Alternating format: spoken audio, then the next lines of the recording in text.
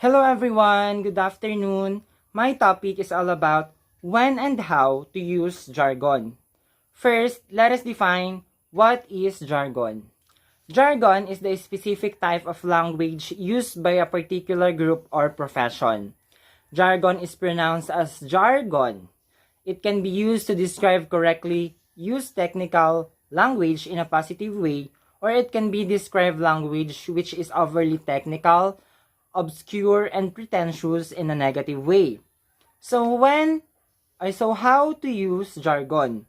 In order to use jargon, you must have true knowledge about the profession that will be used. Jargon is a language that you learn over time and as you learn about the profession. On using it, you should adapt the profession and learn the profession's language. Say for example, consider medical jargon.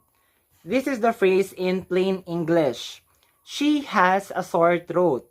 However, if it is phrase in medical jargon, it will be the female patient is experiencing pharyngitis. A sore throat is a primary symptom of pharyngitis or the inflammation of the throat. To a medical professional, the term pharyngitis is considered more professional than the lay term sore throat. For a second example, consider customer service jargon. This is the phrase in plain English. She was unhappy with the service.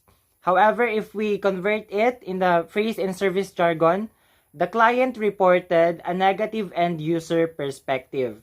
The end-user perspective is an example of jargon in customer service. It simply means what the customer thought of the product or service. Other examples of jargon, but I think I will just send it to the group chat so that this video won't be too long. So let's proceed to do's and don'ts on writing literary piece, writing essays, or writing anything using industry jargon. First is, do know your audience. This valuable rule should be applied to anything you write, but especially when you're using industry jargon. If jargon includes terms and phrases that only a specific group of people will understand, then don't use it when writing something for a more general audience. For instance, when writing something for a group of doctors, it is helpful if you write the patient is experiencing pharyngitis instead of she has a sore throat. But if you are writing something for a more general audience, then don't use medical terms they may not understand. Second, do provide context. Don't always assume that your audience will understand industry jargon even if they are part of the group for whom you're writing. Industries includes new jargon and acronyms of all the time. Therefore, you'll want to include context in sentences in which you use jargon whenever possible, at least when you first introduce a term. Especially, do this when using acronyms. Otherwise, your writing will simply look like incoherent alphabet soup. And when necessary, include a glossary of acronyms and jargon so that your readers don't get lost. For example, instead of writing, let's sunset that platform next quarter, write, let's sunset that platform next quarter, we will stop using it and terminate it. And instead of writing SEO will be a huge next year for all CMOs, write search engine optimization will be huge for all chief making officers. You need to expand the acronym so that the readers will understand its context. Number 3, do avoid repetition. Another valuable rule to follow is don't repeat anything too much. If you introduce jargon, don't use it in every other sentences. Doing so will lessen the impact in your writing. If you provide context for jargon, it is only one section of your piece. Don't explain what it means each time you use it. That will only insult your audience. Number 4, do differentiate jargon from common idioms. It is important that jargon is not the same as the idiomatic phrases. For instance, the phrase, it is raining cats and dogs and break a leg are idioms. These are colloquial sayings or expressions that sound nonsensical when read literary or translated into another language. They are not jargon intended for a specific group of industry professional. Idioms are more nonsensical phrases and terms that are used among larger groups who share a culture or reside in the same region. But jargon typically has a specific meaning and it is intended for a smaller group of people who share common activities, professions, or interests but who may not live in the same region. These are the don'ts. Don't embellish or overuse jargon. Excuse me. When using jargon, don't overemphasize its meaning by include a lot of unnecessary adjectives and descriptive language around it.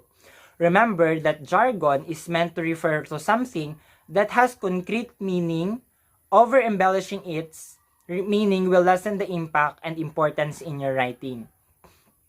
Also, don't use so much jargon in your writing that your readers will have to translate everything you write. At all costs, try not to use too many acronyms in your writing. After a while, CEO, CFO, and CIO start looking for the same or make it complete. The acronym should be complete. Start looking and never use more than 2 or 3 acronyms or jargon words in a sentence. This will only annoy and frustrate your readers rather than make you appear as an expert. Don't use slang as jargon or jargon as slang. A lot of people think that jargon is slang, but it's not.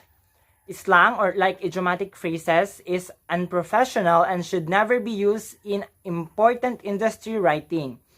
Slang includes terms like groovy, frenemy, jonesing, etc. But jargon includes terms like left-wing politics, SCOTUS, facts, and etc. Slang is also informal and can be deemed offensive in certain instances, whereas jargon is intended for more clarity within certain groups. Don't interexchange the two, or you may end up offending your target audience or diminishing your credibility with them altogether. Next is don't use jargon to meet a word count. Don't include a bunch of industry jargon to make a word count requirement. If you know your audience understands certain jargon, don't feel the need to explain it over and over and over and over again. You will only bore and insult them. The point of industry jargon is to make things clearer and more precise, not to make a piece of writing longer, more convoluted, and boring to read. Again, provide context around jargon you use for clarity, but don't overdo it by over-explaining and embellishing terms, and always have the glossary of terms available if you use more than 10 or so instances of jargon throughout a piece of writing. Last is, this is very important, that don't forget your own voice. When using jargon, don't so caught up in what everyone else means when they use the terms and phrase that you don't have your own unique way of representing it. While jargon has a specific meaning for a specific group, it can be discussed and used in other ways. In other words, don't just regurgitate what everyone says when they are using jargon. It will come across as if you don't know what the jargon means. For example, don't use jargon about SEO if you don't know what it really means.